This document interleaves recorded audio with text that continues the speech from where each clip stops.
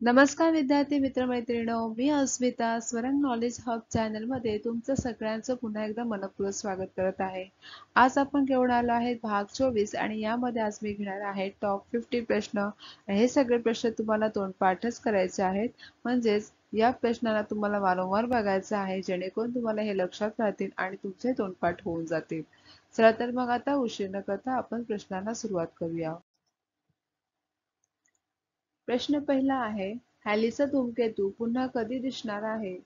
त्याचं उत्तर आहे 2062 मध्ये.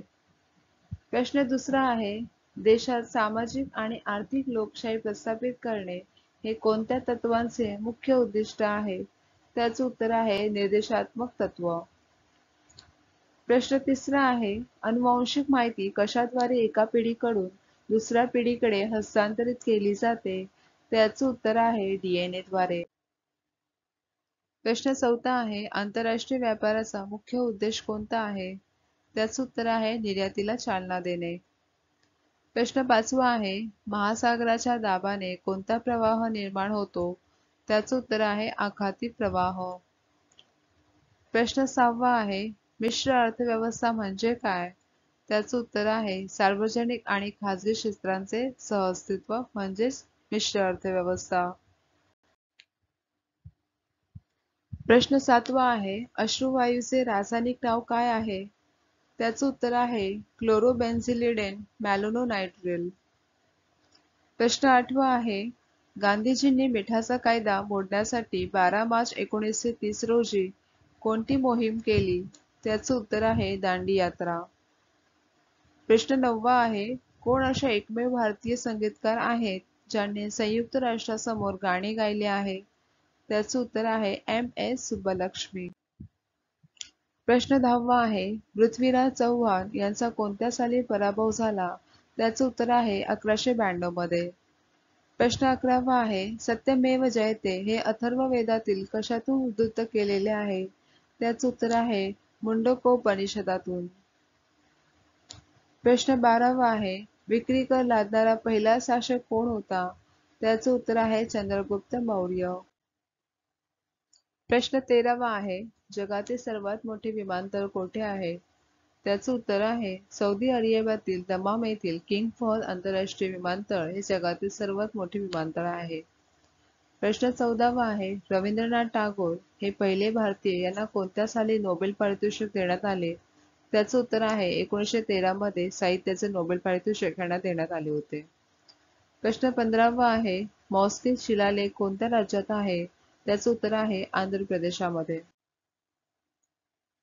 प्रश्न 16वा आहे, कोणत्या रोपाला फुले नसतात? त्याचं उत्तर आहे फर्न. प्रश्न 17वा आहे, साखरेचे चयापचय नियंत्रण कोण करते? त्याचं उत्तर आहे इन्सुलिन. प्रश्न 18वा आहे, सूर्यप्रकाशातून कोणते विटॅमिन मिळते? त्याचं उत्तर आहे विटॅमिन डी. प्रश्न 19वा, गांधीजींनी सी.एफ. अँड्र्यूज यांना कोणती पदवी दिली होती? त्याचं उत्तर आहे दीनबंधू. प्रश्न 20वा आहे, कशामधील वेळेचा फरक 5.5 तासांचा आहे? त्याचं उत्तर आहे IST आणि GMT. प्रश्न 21वा, विषुववृत्तावर एका दिवसाचा कालावधी किती तास असतो? त्याचं उत्तर आहे 12 तास. प्रश्न 22वा, संविधानातील कलम 19 कशाशी संबंधित आहे? त्याचं उत्तर आहे स्वातंत्र्याचा अधिकार. प्रश्न 23वा, इंडिया गेट कोणत्या साली बांधण्यात आले? त्याचं उत्तर आहे 1921 मध्ये.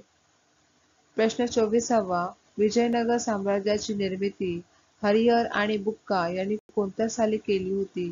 त्याचं उत्तर आहे 1336 मध्ये. प्रश्न 25वा, उच्च उंची संशोधन प्रयोगशाळा कोठे आहे? त्याचं उत्तर आहे गुलमर्ग येथे. प्रश्न 26वा, भगवान बुद्धांनी सारनाथ मध्ये कोणत्या भाषेत पहिला उपदेश दिला? त्याचं उत्तर आहे पाली. प्रश्न 27वा, जवाहरलाल नेहरू जयंतीशी कोणती एक्सप्रेस संबंधित आहे? त्याचं उत्तर आहे शताब्दी एक्सप्रेस. प्रश्न 28वा, शहाजहानने आग्रा येथे कोणती मशीद बांधली होती? त्याचं उत्तर आहे मोती मशीद. प्रश्न 29वा. शरीरामध्ये जास्तीत जास्त रक्त कोठे असते? त्याचं उत्तर आहे हृदयामध्ये. आणि प्रश्न 30वा आहे. कोणत्या धातूचे सांकेतिक रूप Fe आहे? म्हणजे जसं सोने Au आहे आणि चांदी Ag आहे त्याचप्रमाणे कोणत्या धातूचे सांकेतिक रूप Fe आहे? तर लोखंडाचे सांकेतिक रूप हे Fe आहे. प्रश्न 31वा. चुनखडीचा रूपांतरी खडक कोणता आहे? त्याचं उत्तर आहे संगमरवर. प्रश्न 32वा. अरबी द्वीपकल्प भारताच्या कोणत्या दिशेस आहे? तर याचं उत्तर आहे पश्चिम दिशेस. प्रश्न 33वा. द ब्लाइंड ॲसेसिन च्या लेखिका कोण आहेत? त्याचं उत्तर आहे मार्गरेट ॲटवूड. प्रश्न 34वा. सिंधू खोऱ्यातील लोक कोणत्या झाडाची पूजा करत असत? त्याचं उत्तर आहे पिंपळाच्या झाडाची. प्रश्न 35वा. अत्यंत थंड प्रदेशात कोणते पीक पिकवला जातो? त्याचं उत्तर आहे चहाचे पीक. प्रश्न 36वा. भारतातील सर्वात लांब महामार्ग कोणता आहे? त्याचं उत्तर आहे NH-44 आणि हा 4112 किलोमीटर लांबीचा आहे. प्रश्न 37वा. भारतातील सर्वात जुनी तेल रिफायनरी कोठे आहे? त्याचं उत्तर आहे दिग्बोई, आसाममध्ये. प्रश्न 38वा. रॅमचे पूर्ण रूप सांगा. त्याचं उत्तर आहे रँडम ॲक्सेस मेमरी. प्रश्न 39वा. गोपाळकृष्ण गोखले यांचे राजकीय गुरु कोण होते?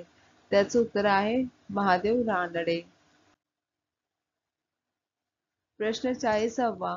डायलिसिसचा उपयोग कोणत्या आजाराच्या रुग्णांसाठी केला जातो? त्याचं उत्तर आहे किडनीच्या. प्रश्न 41वा. जगातील सर्वात जास्त बोलली जाणारी भाषा कोणती आहे? त्याचं उत्तर आहे चिनी मॅन्डेरिन. प्रश्न 42वा. हाडांच्या अभ्यासाला काय म्हणतात? त्याचं उत्तर आहे ॲस्ट्रिओलॉजी. प्रश्न 43वा. चौथी बौद्ध परिषद इसवी सनाच्या पहिल्या शतकात कनिष्कच्या काळात कोठे झाली? त्याचं उत्तर आहे कुंडलवन येथे.